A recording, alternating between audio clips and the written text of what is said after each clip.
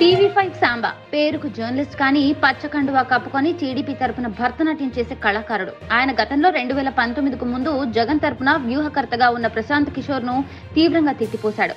ప్రశాంత్ కిషోర్ పాపాలు, ఏపీకి శాపాలంటూ శోకాలు పెట్టారు.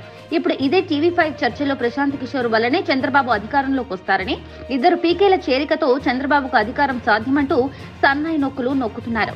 అయితే టీవీ5 సాంబా ఊసరవెల్లిలా రంగులు మార్చి నాడు జగన్ ను తిట్టడానికి ప్రశాంత్ కిషోర్ ను ఏ విధంగా అయితే తూర్పార పట్టారో ఆ మాటల వీడియోలను కొందరు ఏర్చి కూర్చి మరీ సోషల్ మీడియాలో ఆడేసుకుంటున్నారు.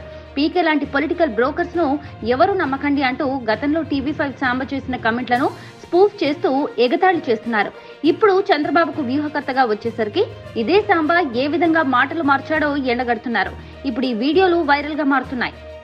అంటే అధికారంలోకి రావడానికి ప్రశాంత్ కిషోర్ గారు రచించిన పాపాలన్నింటినీ శాపాలుగా మారాయి. మాట్లాడబాకురా, నీకు దండం పెడతానురా. ప్రశాంత్ కిషోర్ గారు లాంటి పొలిటికల్ బ్రోకర్స్ ని దయచేసి ఎవరు నమ్మొద్దు. అంటే అది వారు రాజకీయ నాయకులు నమ్ముకుంటే మంచిది, రాజకీయ పార్టీలు నమ్ముకుంటే మంచిది. నాకు ఈ టార్చర్ ఏంట్రా బాబు? అసలు రాజకీయ పార్టీలుగా బ్రోకర్లు ఏంటండి, స్ట్రాటజిస్టులు ఏంటండి? మీదేమన్నా ఎంఎన్సీ కంపెనీలా?